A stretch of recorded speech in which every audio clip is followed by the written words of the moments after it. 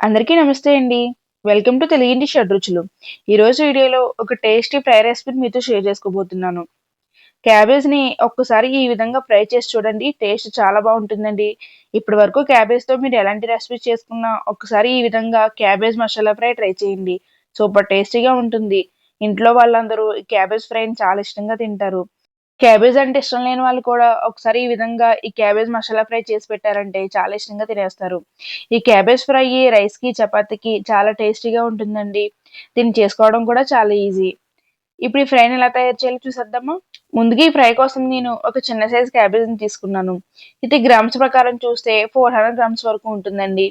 చూసారా క్యాబేజ్‌ని మరీ చిన్న ముక్కలుగా కాకుండా ఇలా నేను చూపిస్తున్నట్టుగా కొంచెం పొడవు ముక్కలుగానే కట్ చేసుకోండి. ఇప్పుడు క్యాబేజ్ ముక్కల్లోకి ఎక్కువగా కాగిన వేడి నీళ్ళని వేసుకోవాలి. ఇలా క్యాబేజ్ ముక్కల్ని ఖచ్చితంగా వేడి నీళ్ళలో వేసుకొని క్లీన్ చేసుకోవాలండి. ఇలా నీళ్ళు కూడా వేసిన తర్వాత పావు స్పూన్ వరకు పసుపుని కూడా వేసుకోండి. ఇలా వేసుకొని ఇప్పుడు క్యాబేజ్ ముక్కలన్నింటిని ఒకసారి అంతా బాగా మిక్స్ చేసుకోవాలి. ఇలా వేడి నీళ్ళలో పసుపు వేసి బాగా క్లీన్ చేసుకోవడం వల్ల ఈ క్యాబేజ్ ముక్కల్లో ఉన్న పచ్చివాసన అంతా పోతుంది. ఇప్పుడు ఈ క్యాబేజ్ ముక్కలు వెంటనే వాటర్‌లోని తీసేయకుండా ఒక 2 మినిట్స్ అలానే వదిలేయండి. నెక్స్ట్ ఈ ఫ్రై కోసం నేను ఈ వెజిటబుల్స్‌ని ఇలా ముక్కలుగా కట్ చేసి పెట్టుకున్నాను. ఒక 2 మీడియం సైజ్ ఆనియన్స్‌ని ఇలా పొడవాటి చీలికల్లా కట్ చేసుకొని పెట్టుకోవాలి. చూసారా ఈ విధంగా స్లైసెస్‌లా కట్ చేసుకోవాలి. నెక్స్ట్ ఒక పెద్ద సైజు టమాటోని ఇలా చిన్న ముక్కలుగా కట్ చేసుకొని పెట్టుకోండి. అలానే ఒక మీడియం సైజు బంగాళదుంపని చెక్కు తీసుకొని ఇలా చిన్న ముక్కలుగా కట్ చేసుకొని పెట్టుకోవాలి. అలానే ఒక 2 పచ్చిమిర్చిని కూడా ఇలా చిన్న ముక్కలుగా కట్ చేసుకొని పెట్టుకోండి. నెక్స్ట్ 2 రెమ్మల కరివేపాకుని కూడా శుభ్రంగా క్లీన్ చేసుకొని పెట్టుకోండి. ఇప్పుడు మనం ఫ్రైని రెడీ చేసుకుందాము.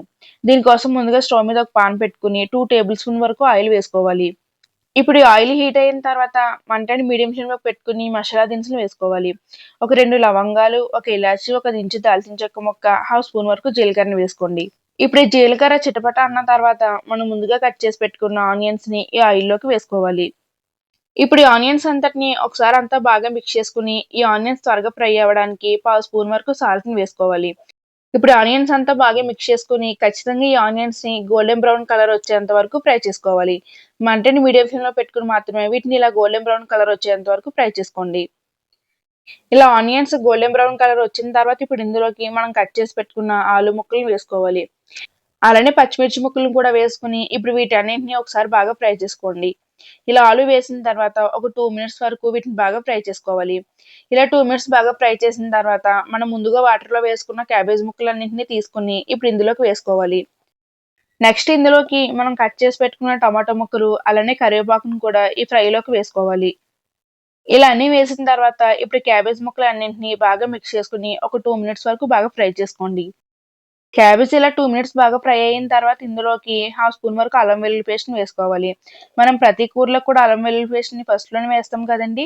కానీ ఈ ఫ్రైలోకి మాత్రం అల్లం వెల్లుల్లి పేస్ట్‌ని ఈ స్టేజ్‌లో వేసుకుంటేనే టేస్ట్ బావుంటుంది. అల్లం వెల్లుల్లి పేస్ట్ కూడా వేసిన తర్వాత 1 మినిట్ బాగా ఫ్రై చేసుకొని మూత పెట్టుకొని ఒక 3 మినిట్స్ వరకు బాగా మగ్గనివ్వాలి. ఇప్పుడు 3 మినిట్స్ తర్వాత మళ్ళీ మూత తీసుకొని ఇంకొకసారి బాగా మిక్స్ చేసుకోండి.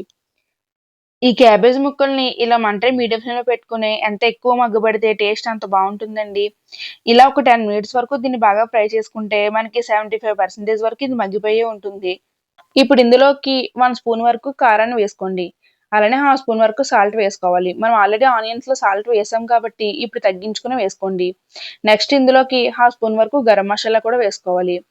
ఇలా అన్నింటిని వేసిన తర్వాత ఇప్పుడు క్యాబేజ్‌నంతా బాగా మిక్స్ చేసుకోవాలి. ఇలా కారం, మసాలా వేసిన తర్వాత పచ్చివాసన అంతా పోయేంత వరకు ఇంకొక 2-3 మినిట్స్ వరకు దీన్ని బాగా మగ్గనివ్వాలి. ఇలా 3 మినిట్స్ తర్వాత మనకి క్యాబేజ్ ఫ్రై రెడీ అయిపోతుంది. ఇప్పుడు ఇందులోకి మీకు నచ్చితే కొద్దిగా నిమ్మరసాన్ని పిండుకోండి. టేస్ట్ చాలా బావుంటుంది. ఇప్పుడు చిన్నగా తరిగిన కొత్తిమీర వేసుకొని అంతా బాగా మిక్స్ చేసుకుంటే క్యాబేజ్ మసాలా ఫ్రై రెడీ అయిపోయింది. ఈ స్టేజ్‌లోనే ఒకసారి సాల్ట్ కూడా చెక్ చేసుకొని మీకు సరిపోకపోతే ఇంకాస్త వేసుకోవచ్చు. చూసారా ఎంత కలర్‌ఫుల్‌గా ఉందో? చాలా టేస్టీగా ఉంటుందండి. ఈ క్యాబేజ్ ఫ్రై అవుతుంటే దీని స్మెల్‌కే మనకు తినాలనిపిస్తుంది. అంత బావుంటుంది. ఇప్పుడు ఈ ఫ్రైని వేడి వేడి అన్నంలోకి సర్వ్ చేసుకున్నామంటే టేస్ట్ చాలా బావుంటుందండి. ఎలా ఉంది క్యాబేజ్ మసాలా ఫ్రై? ఇప్పుడు మీకు ఈ క్యాబేజ్ ఫ్రై రెసిపీ నచ్చితే ఈ వీడియోకి ఒక లైక్ చేయండి. అలానే ఎవరైనా కొత్తగా నా ఛానెల్‌ని చూస్తుంటే సబ్స్క్రైబ్ చేసుకొని పక్కనున్న ఆల్ ఆప్షన్‌ని క్లిక్ చేయండి. నేను చేసే స్పెషల్ రెసిపీస్ అన్నీ మీకు నోటిఫికేషన్‌గా వస్తాయి. అలానే మీరు కూడా ఒకసారి ఈ రెసిపీని ఇంట్లో ట్రై చేసి ఎలా కుదిరిందన్నది నా కామెంట్ బాక్స్‌లో చెప్పండి. కుదిరితే ఈ వీడియోని షేర్ కూడా చేయండి. ఇంకొక మంచి రెసిపీతో నెక్స్ట్ వీడియోలో కలుసుకుందాము. Thank you for watching.